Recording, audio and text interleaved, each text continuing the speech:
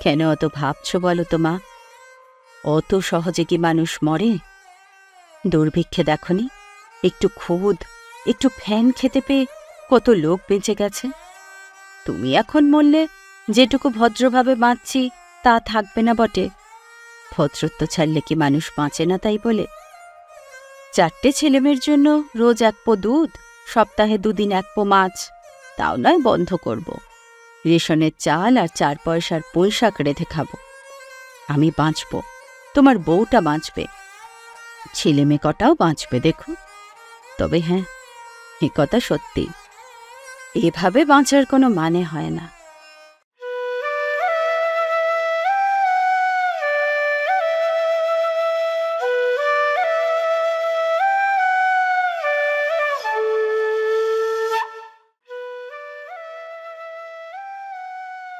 নমস্কার, আমি প্রিয়াঙ্কা। বাংলার গল্পকথায় আপনাকে স্বাগত জানাই। আমাদের আজকের নিবেদন প্রখ্যাত কথাসাহিত্যিক মানিক বন্দ্যোপাধ্যায়ের ছোট গল্প 51বর্তী। প্রাক স্বাধীনতা পর্বে রচিত এই গল্পে দ্বিতীয় বিশ্বযুদ্ধ কিভাবে নিম্ন মধ্যবিত্ত পরিবারের জীবনযাপনে পরিবর্তন এনেছিল সেই ছবি প্রতিফলিত হয়েছে। 1947 সালে প্রকাশিত গল্পগ্রন্থ খতিয়ানে এই গল্পটি রয়েছে। চলুন তাহলে শুরু করা যাক আজকের গল্প।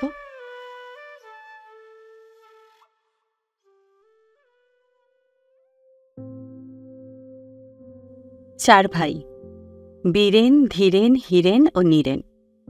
পরিবারের লজ্জা ও কলঙ্ক সেজ ভাই হীরেন, সে কেরানি। বীরেন ডাক্তার, ধীরেন উকিল, নীরেন 200 টাকায় শুরুর গ্রেডে সরকারি চাকুরি পেয়েছে 8 বছর। হীরেন 57 টাকার কেরানি, যুদ্ধের দরুন 5-10 টাকা বোনাস অ্যালাউন্স বুঝি পায়। হীরেনকে ভাই বলে পরিচয় দিতে একটু শরম লাগে ভাইদের। 4 ভাই 3 ভাগে ভাগ হয়ে গেছে তবু। বাপের তৈরি বাড়িটাতে ভিন্ন ভিন্নভাবে বাজার করে রেঁধে বেড়ে ঝি চাকর ঠাকুর শুধু নিজেদের ভালো মন্দ সুখ দুঃখ নিয়ে মাথা ঘামিয়ে 3টি অনাত্মীয় ভাড়াটের মতো তারা বাস করে। হঠাৎ টান পড়লে একটু চিনি, 2 পলা তেল বা 1 খাবলা নুন ধার নেওয়া হয় এ সংসার থেকে ও সংসারে, দান হিসাবে নয়। 2-4 দিনের মধ্যে ফিরিয়ে দেওয়া হবে। রেশনের বা কালোবাজারের মাল আনা হলে সঙ্গে সঙ্গে নিখুঁত মাপে তা ফিরিয়ে দেওয়া হয়।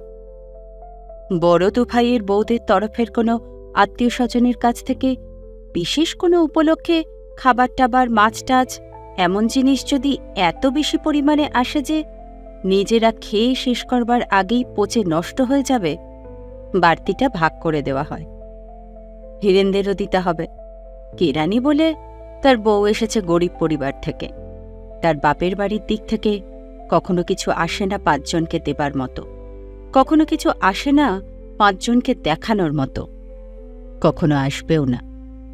তবু উপায় কি? এটাই আসল কথা, তাকে নিয়ে লজ্জা পাবার। একেবারে অনাত্মীয় ভাড়াটের মতো বাস করুক, বাস তো করে একই বাড়িতে, সবাই তো জানে সে তাদের ভাই, আত্মীয় বন্ধু পাড়া পড়শি সকলে, সেটা উড়িয়ে দেওয়া যায় না কোনো মতেই। বিশেষত বুড়ি মা আছেন হীরেনের দলে। প্রায় তিনি অসুখে ভোগেন, সর্বদা জপ তপ নিয়ে থাকেন। খান তিনি নিজের খরচে, কিন্তু তার দুধটুকু জাল দেওয়া, দইটুকু পেতে রাখা, চাল ডাল তরকারিটুকু সিদ্ধ করে দেওয়া, এসব করতে হয় হীরেনের বউকে। অসুখ বিসুখে, ব্রত পার্বণে, বাড়তি দরকারের জন্য বউদের ডেকে হুকুম দেন, কিন্তু রোজকার খুঁটিনাটি সেবা গ্রহণ করেন শুধু হীরেনের বউয়ের কাছ থেকে। তাঁর রেশন কার্ডের মাল হীরেন পায়। মাসে 1.5 মণ 2 মণ কয়লার দাম তিনি দেন। ঠিকাঝির 8 টাকা বেতনের 2 টাকা দেন, আর সাধারণভাবে সংসার খরচের হিসাব দেন 10 টাকা। হীরেন ছাড়া সব ছেলের কাছে তিনি ভরণ পোষণের মাসিক খরচও নিয়মিত আদায় করেন কড়াকড়িভাবে। বীরেনের পসার বেশি, সে দেয় 30 টাকা। ধীরেনের পসার হচ্ছে, সে দেয় 20 টাকা। চাকরি হবার পর নীরেন 20 বা 50, মা যা চাইতেন তাই দিত। আজকাল বড় বউয়ের পরামর্শে দায়টা মাসিক 25 টাকায় বেঁধে দিয়েছে। নীরেনের বউ নেই, এখনো বিয়ে করেনি। ভাইরা যখন ভাগ হয়, এক বাড়িতে উনান জ্বালাবার আয়োজন করে 3টে। চোটে লাল হয়ে গিয়েছিল নীরেন, লজ্জায় দুঃখে দাপাদাপি করে গালাগালি দিয়েছিল দাদাদের, বিশেষভাবে বড় দুজনকে। তখনও তার চাকরি হয়নি। তার খাওয়া পড়া, পড়াশোনার খরচ দেওয়ার দায়িত্ব এড়াতে বিশেষ করে ভাইরা ভিন্ন হচ্ছে মনে করে আঁতে তার ঘা লেগেছিল। আরও তার পড়বার ইচ্ছা ছিল। বিলাত যাওয়ার কথাটাও নাড়াচাড়া করছিল মনে মনে। এই সময় এরকম পারিবারিক বিপর্যয় ঘটাতে তার আঁতকে ওঠার কথাই।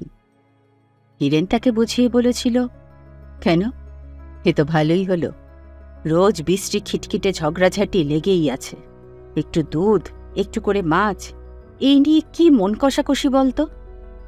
দাদা রায় বেশি, তিনি ভালোভাবে থাকতে চান। মেজদার ভালো উপার্জন হচ্ছে, তিনিও খানিকটা ভালোভাবে থাকতে চান। আমি সংসারে মোটে 40 টাকা দিয়ে মজা করব, ওরা কষ্ট করবেন, সেটা উচিত নয়। ভাই বলে কি কেউ কারো মাথা কিনেছে নাকি যে খাওয়া খাওয়ি কামড়াকামড়ি করেও একসাথে থাকতে হবে ভাই সেজে? তার চেয়ে ভিন্ন হয়ে সৎভাবে ভাইয়ের বদলে ভদ্রলোকের মতো থাকাই ভালো। তোমার চলবে? চলবে না, কষ্ট করে চলবে, তবে অন্যদিকে লাভ হবে। মাথা হেঁট করে থাকতে হবে না, যাই খাই খুঁতকুড়ো হজম হবে। নিজে ভিন্ন হলেই তো পারতে তবে এতদিন। হ্যাঁ হ্যাঁ, তা পারতাম, তবে কিনা কথাটা হলো এই যে, দুঃখী অসহায় গরিব কেরানি ভাইকে দয়া বা শ্রদ্ধা করে নয়, বড় বড় 2 ভাইয়ের ওপর নিদারুণ অভিমানের জ্বালায় নীরেন আরও পড়াশুনো, আরও পরীক্ষা পাশ করে বড় কিছু হবার কল্পনা ছেড়ে চাকরির চেষ্টায় নেমেছিল। মার সঙ্গে যোগ দিয়েছিল হিরেনের সংসারে। 200 টাকা শুরুর গ্রেডের চাকরি হবার পরেও প্রায় 2 মাস হিরেনের সংসারে ছিল। 3 সংসারের পার্থক্য এতদিনে স্পষ্ট থেকে স্পষ্টতর হয়ে উঠেছে। বড় বউ পুলকময়ী আর মেজ বউ কৃষ্ণপ্রিয়া চটপট অদলবদল করে নিজের নিজের সংসার সেজে ঢেলে গুছিয়ে নিয়েছে। আগেকার সর্বজনীন ভাড়ার ঘরটা ভেঙে চুরে নতুন জানালা দরজা তাক বসিয়ে পুলক করে নিয়েছে ঝকঝকে তকতকে সাজানো গোছানো আলো বাতাস ভরা বড় আধুনিক রান্নাঘর। দেখে বুক ফেটে গেছে কৃষ্ণপ্রিয়ার আফসোসে। সে যদি চেয়ে নিত ভাড়ার ঘরটা রান্নাঘর করার জন্য, উনান টুনান বসানো নতুন তৈরি রান্নাঘরটা পেয়ে ভেবেছিল খুব জেতা জিতে গেছে। ভাবতেও পারেনি দিন কয়েক বারান্দায় তোলা উনানে রান্নার কষ্ট সহ্য করে ভাড়ার ঘরকে এমন সুন্দর রান্নাঘর করা চলে। সেজ বউ লক্ষ্মীও তাকে ঠকিয়ে জিতে গেছে পুরনো নোংরা রান্নাঘরটা পেয়ে। মেঝেতে ফাটল আর গর্ত, কালি ঝুল মাখা চুন বালি খসা দেয়াল, একটু অন্ধকার, কিন্তু ঘরটা মস্ত বড়। মিস্ত্রি লাগিয়ে কিছু পয়সা খরচ করলে ওই ঘরখানা দিয়েই বউকে হারানো যেত। চাকর বাজার করে, ঠাকুর ভাত রাঁধে, পুলকময়ী ঘর দুয়ার সাজিয়ে গুছিয়ে পরিষ্কার পরিচ্ছন্ন রাখে, নিজে সাজে আর ছেলে মেয়েকে সাজায়, পাড়া বেড়ায়, নিন্দে করে কেরানির দেওর আর তার বউয়ের। ধীরেন বাজার করে, ঠাকুর ভাত রাঁধে। কৃষ্ণপ্রিয়া সস্তা চটকদার আসবাব ও শাড়ি কিনে বড় বউয়ের সঙ্গে সমান তালে পাল্লা দেওয়ার চেষ্টায় নিজের ঘর দুয়ার সাজিয়ে গুছিয়ে পরিষ্কার পরিচ্ছন্ন রাখে, নিজে সাজে, মেয়েটাকে সাজায়, অর্গান বাজিয়ে গান করে, কেঁদে কেটে চিঠি লিখে ঘন ঘন বড়লোক মামা মামি মামাতো ভাই বোনদের দামি মোটরে চাপিয়ে বাড়ি আনায় পাড়ার লোকের কাছে নিজেকে বাড়াবার জন্য। ফর্সা রং আর থলথলে মাংসল যৌবনের গর্বে মাস্টারনির মতো পাড়ার মেয়েদের কাছে বর্ণনা করে পাড়ার প্রত্যেকটি মেয়ে বউয়ের শোচনীয় রূপের অভাব। বানিয়ে বানিয়ে যা মুখে আসে বলে যায় শাশুড়ি ননদ যা দেওয়াদের বিরুদ্ধে। তবু পুলকময়ীর সাথে পাল্লা দিতে পারে না বলে জ্বলে পুড়ে মরে যায়। যুদ্ধের বাজারে বীরেনের পসার বড় বেশি বেড়েছে। 2 টাকার বদলে 8 টাকা ফি করেও গাদা গাদা কল পাচ্ছে। ঘরে এনেছে দামি আসবাব, পুলককে দিয়েছে শাড়ি গয়না, মোটর কিনেছে সেকেন্ড হ্যান্ড, জমি কিনেছে সেকেন্ড হ্যান্ড। জমি কিনে আয়োজন করছেন বাড়ি করবার।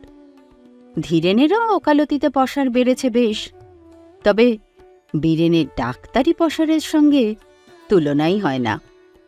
ভেবেচিন্তে কৃষ্ণপ্রিয়া হাত বাড়াল নীরেনের দিকে।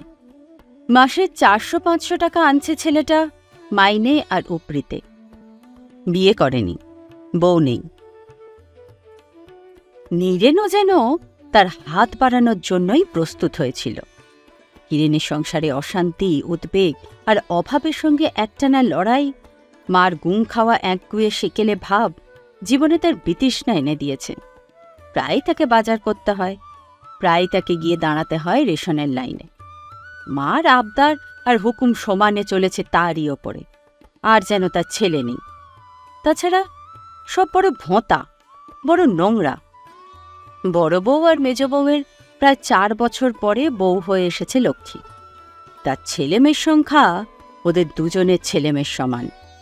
সারাদিন সে শুধু রাঁধছে, বাড়ছে, ছেলেমেয়েদের খাওয়াচ্ছে, পড়াচ্ছে, বুড়ি শাশুড়ির সেবা করছে, গাদা গাদা জামাকাপড় সিদ্ধ করছে, কপালকে দোষ দিচ্ছে, সর্বদা বলছে মরলে জুড়োবে, তার আগে নয়। পর সংসার সে সাজায় গোছায় অতি যত্নে। পুরানো বাক্স প্যাঁটরা, রংচটা খাট, চেয়ার, ছেঁড়া জামাকাপড়, ময়লা কাঁথাকানি নিয়ে যতটা সাজাতে গোছাতে পারে। রান্নাঘর ধোয়ায় দুবেলা, নোংরা রান্নাঘর। এই ঘরে রান্না করা ডাল ভাত মাছ তরকারি খেতে ঘেন্না করে নীরেনের। খেতে বসলে আবার প্রায় পুলক বা কৃষ্ণপ্রিয়ার রান্নাঘর থেকে ভেসে আসে ঘি, মাংস, পেঁয়াজ, এলাচের গন্ধ। ঠাকুরপো, কাল তোমার নেমন্তন্ন, নিজে রেঁধে খাওয়াবো, কৃষ্ণপ্রিয়া বললেন একদিন হাসি হাসি মুখে। সহজে সে হাসে না, তার দাঁতগুলি খারাপ। এমন অগোছলো কি করে থাকো ঠাকুরপো? ছি ছি, চারদিকে ঝুল, খাটের নিচে নরক হয়েছে ধুলো জমে। ছড়িয়ে ভরিয়ে রেখেছ সব। এতগুলো টাকা ঢালছ মাসে মাসে, ঘরটাও কি কেউ একটু সাফসুরত করে দিতে পারে না তোমার? তখন নিজের ঝিকে নিয়ে ঝোল ঝেড়ে ধুয়ে মুছে সাফ করে কৃষ্ণপ্রিয়া। ঘরটা সাজিয়ে গুছিয়ে দেয়। আগে থেকে সে ঠিক করে এসেছিল এটা সে করবে। নীরেন বুঝতে পারে। স্নান করতে যাওয়ার ঠিক আগে এসেছে পরদিন খেতে বলতে। ধুলো ঘেঁটে ঝুল মেখে ঘর সাফ করে সাবান মেখে স্নান করবে। খুশি হয় নীরেন টের পেয়ে। খাতির পেয়ে অসুখী হবার কি আছে? খেয়ে আরও খুশি হয় নীরেন। সব রান্নাই প্রায় ঠাকুরের, দুটি বিশেষ জিনিস শুধু কৃষ্ণপ্রিয়া রেঁধেছেন। লক্ষ্মীর কোনো মতে তাড়াতাড়ি হাত চালিয়ে দায়সারা একঘেয়ে রান্না নয়। 24 ঘণ্টা ছেলেমেয়ের নোংরামি ঘাটা কোনো মানুষের রান্না নয়। অপরিষ্কার স্যাঁতস্যাঁতে ঘরে, পুরনো মলিন পাত্রে মোটকাহীন মরচে ধরা টিনের কৌটোর মশলা রান্না নয়। পরিবেশনে বারবার ব্যাঘাত নেই অন্য ঝামেলার। পরিবেশকের ভাবভঙ্গিতে নেই খাইয়ে দিয়ে আরেকটা হাঙ্গামা চুকিয়ে দেবার অধীরতা। পরিবেশক মাইনে করা ঠাকুর। বসে বসে ধীরে সুস্থে হাসি গল্পের সঙ্গে একসঙ্গে খাওয়া দাওয়া। কৃষ্ণপ্রিয়া চালিয়ে যান টানার আয়োজন। ওদিকে এতদিন পরে হীরেন আর লক্ষ্মীর সঙ্গে নীরেনেরও বাঁধতে থাকে খিটিমিটি। মাসের শেষে আরও কয়েকটা টাকা সংসারে দরকার হলে নীরেন বলে, আমি টাকা দিতে পারবো না, যা দিয়েছি আমার একার জন্য তা সিকিও লাগে না। হীরেন বলে, তা লাগে না, কিন্তু তুই একা মানুষ, কি করবি অত টাকা নিয়ে? যাই করি না। লক্ষ্মীর সঙ্গে বাদে অন্যভাবে, অনেকভাবে। ছুটির দিন একটু দেরি করেও খেতে পারবো না খুশি মতো? ঠাকুর রেখে দাও, যত খুশি দেরি করে খেও। চোখ নেই তোমার ঠাকুরপো? দেখতে পাও না সেই কোন ভোরে উঠে জোয়াল ঘাড়ে নিয়েছি? 3টা বাজে, এখনো বলছো রান্নাঘর আগলে বসে থাকতে? আমি যে টাকা দিই, টাকা দাও বলে বাঁধি কিনেছ আমায়? এই দোষ লক্ষ্মীর, খাতির করে না। এতগুলি করে টাকা নীরেন ঢালে তার সংসারে, তবু হিরেনা যেন কেমন ভাব দেখায়, ঠিক ছোট ভাইয়ের মতো ব্যবহার করে তার সঙ্গে। মাসে মাসে এতগুলি টাকা সাহায্য করে ও সংসার সে চালু রেখেছে। একটু যে বিশেষ নম্রতার সঙ্গে, একটু বিশেষ মিষ্টি সুরে কথা বলবে তার সঙ্গে, সে চেষ্টাও নেই। মোটেই যেন কৃতজ্ঞ নয়, অনুগত নয় দুজনে। হাড় ভাঙা খাটুনি আছে, অভাব অনটন চিন্তাভাবনা আছে, ঝঞ্ঝাট আছে অঢেল, কিন্তু সেই জন্য তো তাকে বেশি করে খাতির করা উচিত। তার সাহায্য বন্ধ হলে অবস্থা কি দাঁড়াবে ওরা কি ভাবে না? এত ভাবে, এই কথাটা ভাবে না? নীরেন নিজেই আশ্চর্য হয়ে যায় ভেবে। পরের মাসের পয়লা থেকে নীরেন ভিড়ে গেল কৃষ্ণপ্রিয়ার সংসারে। হিরেনকে কিছু কিছু সাহায্য করবার ইচ্ছা তার ছিল। কৃষ্ণপ্রিয়া অকাট্য যুক্তি দেখিয়ে সেই ইচ্ছাকে ফাঁসিয়ে দিল। বুড়ি মাকে মাসে মাসে সে 40 টাকা দেবে ঠিক হয়েছে। বুড়ি কি খাবে ও টাকাটা? হিরেনকেই দেবে। ও 40 টাকা একরকম সে হিরেনকেই দিচ্ছে। সোজাসুজি আরও দেবার কি দরকার আছে কিছু? না সেটা উচিত? ওরা তো যত পাবে ততই নেবে, কিছুতেই কিছু হবে না ওদের। তলে তলে টাকা জমাচ্ছে, বাইরে গরিবানা, বুঝলে না ঠাকুরপো? কৃষ্ণপ্রিয়াকে নিজের জন্য খরচের টাকা দিয়ে প্রতিদানে স্পষ্ট কৃতজ্ঞতা পেয়ে পুলক বোধ করে নীরেন। মাসে মাসে লক্ষ্মীর হাতে খরচের টাকা দিয়েছে, খরচ করে যা বেঁচেছে ব্যাংকে জমা দিয়ে এসেছে। লক্ষ্মী নির্বিকারভাবে আঁচলে বেঁধেছে নোটগুলি। ব্যাংকের লোকেরা যেন তাকে গ্রাহ্যও করেনি। কৃষ্ণপ্রিয়ার হাতে নোটগুলি দিতেই আনন্দে সে এমন বিহ্বল হয়ে যায়, কথা বলতে গিয়ে এমন করে তোতলায়। হেস্তনেস্ত যা হবার তা হল পৃথিবীজোড়া মহাযুদ্ধ থেকে শুরু করে তাদের পারিবারিক যুদ্ধ পর্যন্ত। যার যা দখল সে তো নিয়েছে। যে যেভাবে যার সাথে বাঁচতে চায় সে সেইভাবে তার সাথে বাঁচবার ব্যবস্থা করে নিয়েছে। কেনা জমিটাতে এবার বাড়ি তৈরি আরম্ভ করবে ভাবছে বীরেন। ইট বালি চুন সুরকি পাওয়া যাচ্ছে, লোহা এবং সিমেন্টও পাওয়া যাচ্ছে তলায় তলায়। কিছু বাড়তি খরচ আর ধরাধরি করার বিশেষ চেষ্টায়। কৃষ্ণপ্রিয়া মেয়ে খুঁজছে নীরেনের জন্য। বাংলাদেশে একটিও মেয়ে মিলছে না পছন্দ মতো। মেয়েদের যেন মেয়ে রেখে যায়নি যুদ্ধটা। মা জপ-তপ কমিয়েছেন, ভাবছেন তীর্থে যাবার কথা। ডাক্তার জোর দিয়ে বলেছে গাড়ির কষ্ট আর বিদেশের অনিয়ম তা সইবে না, মরে যাবেন। মরতেও পাব না আমি, এ হতভাগার জন্য মরবারও জো নেই আমার। দুর্বল ক্ষীণ স্বরে বুড়ি মা কাতরিয়ে কাতরিয়ে আফসোস করেন।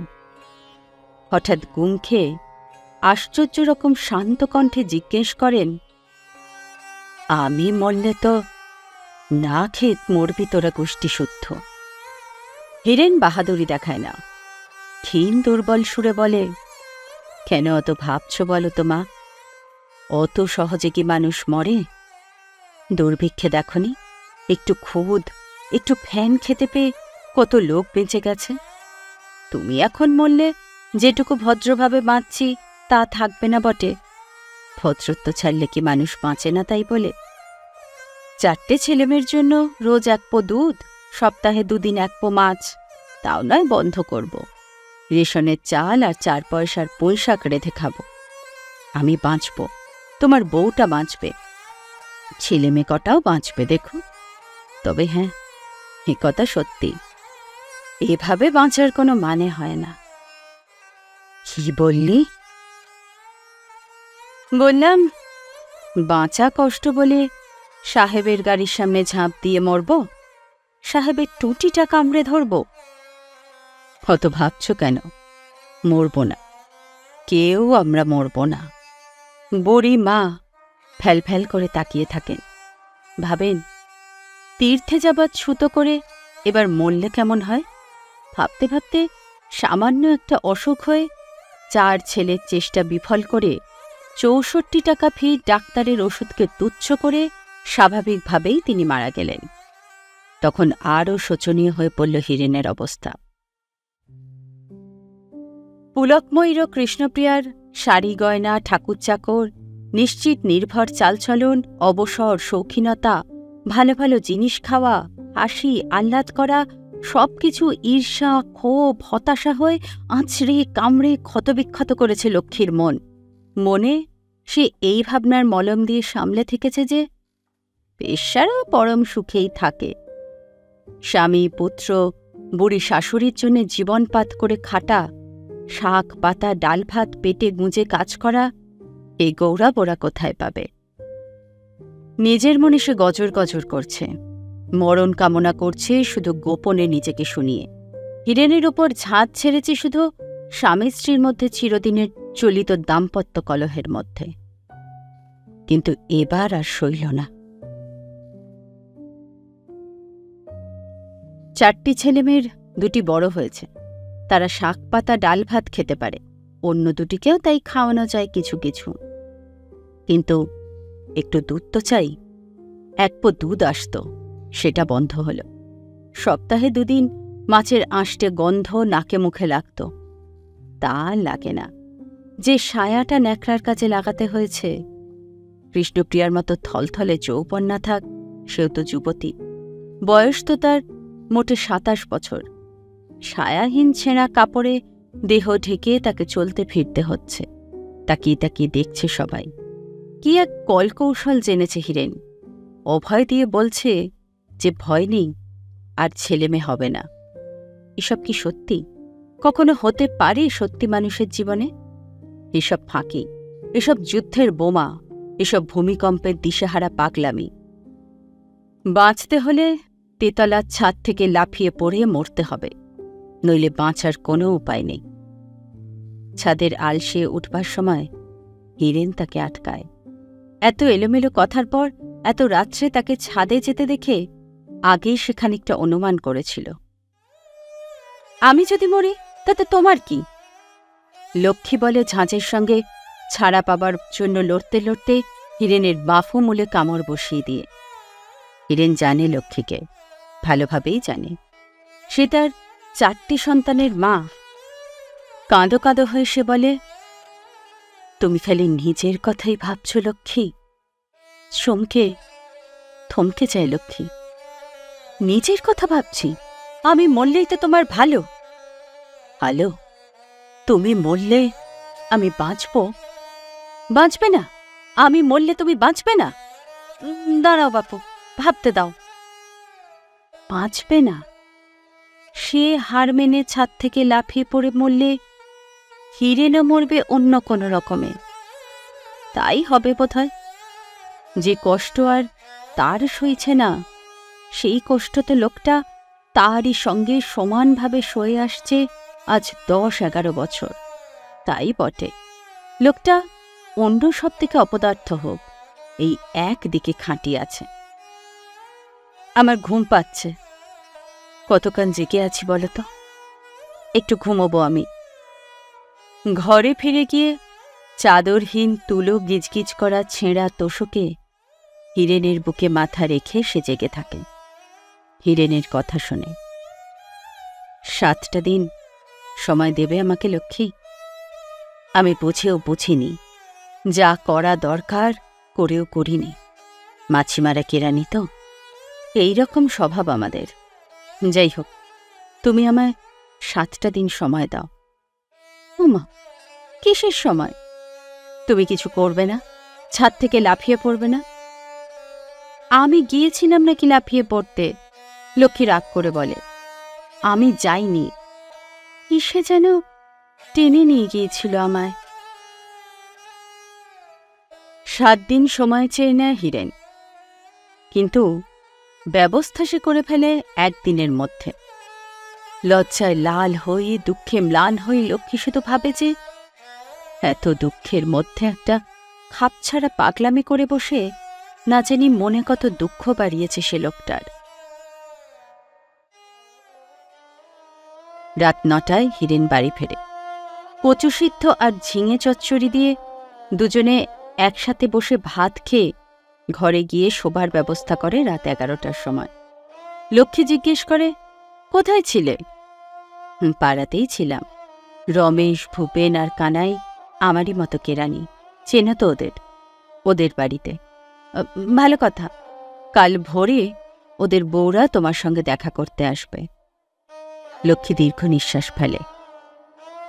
বুঝেছি, তোমার 3 বন্ধুর 3 বউ আমাকে কাল বোঝাতে আসবে ছাদ থেকে লাফিয়ে পড়া কত অন্যায়। না, ওরা তোমার সঙ্গে পরামর্শ করে ব্যবস্থা করতে আসবে ওদেরও যাতে তেতলার ছাদ থেকে লাফিয়ে পড়বার দরকার না হয়।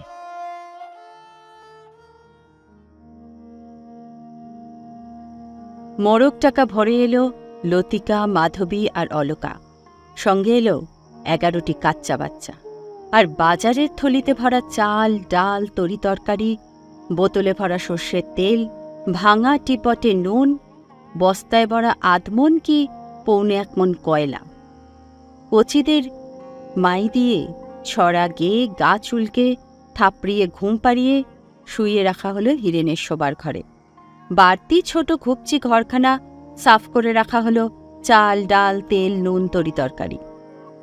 লতিকা উনানে আঁচ দিল। হিরেনদের রাত্রের এঁটো বাসন মাজতে গেল কলতলায়। উনানে প্রথম কেটলিটা চাপিয়ে সেটা নামিয়ে নিয়ে মাধবী চাপালো বড় সসপ্যানটা। আমাদেরই কম পড়তো 1 কেটলি চায়, 2 জন ভাগিদার বেড়েছে। তুমি চা খাও তো ভাই লক্ষ্মী? জানি খাও, কে না খায় চা? লক্ষ্মী জিভ কামড়ায়, জোরে কামড়ায়।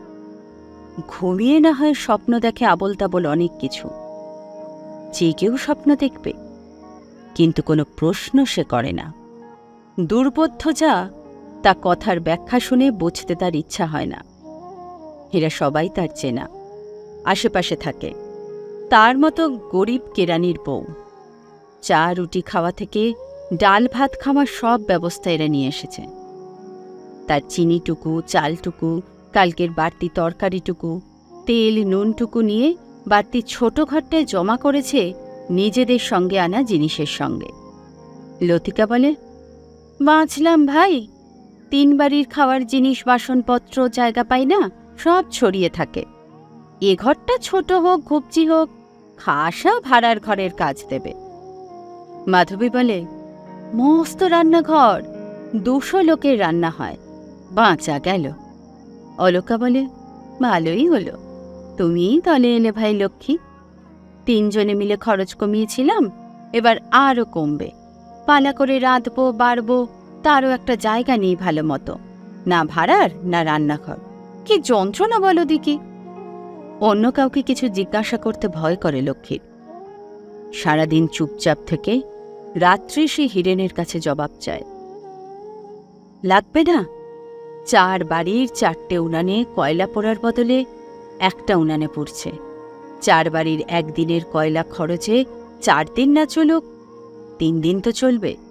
4টের বদলে একটা ঝিতে চলবে। 4 জনের বাজার যাওয়ার বদলে পালা করে 1 জনের গেলেই চলবে। 4 জনের রাঁধার বদলে 1 জনের রাঁধলেই চলবে। 4 দিনে 3 দিন ছুটি।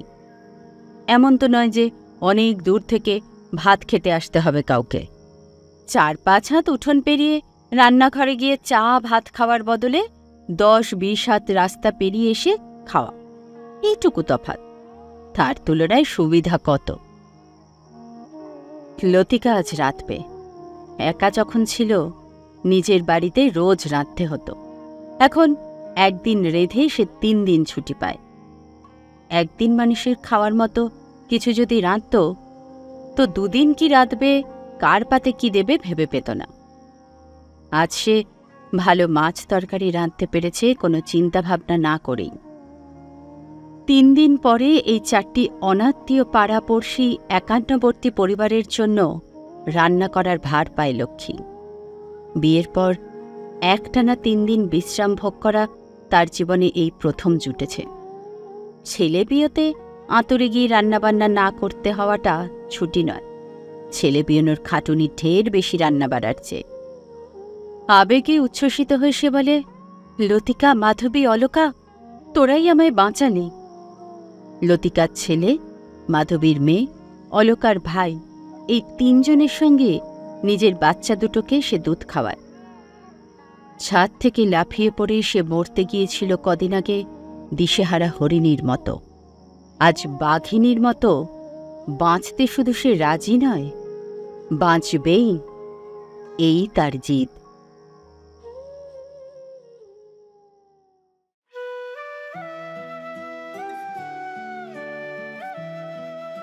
শুনছিলেন মানিক বন্দ্যোপাধ্যায়ের অন্যতম ছোট গল্প একান্নবর্তী। গল্পটা ভালো লেগে থাকলে লাইক, কমেন্ট ও শেয়ার করবেন। বাংলা সাহিত্যের এরকম মণিমুক্তর খোঁজ পেতে অবশ্যই সাবস্ক্রাইব করুন আমাদের চ্যানেলকে। পরবর্তী গল্পের নোটিফিকেশন পেতে বেল আইকন প্রেস করতে ভুলবেন না কিন্তু। আসি বন্ধুরা, ভালো থাকবেন, ভালোবাসায় থাকবেন।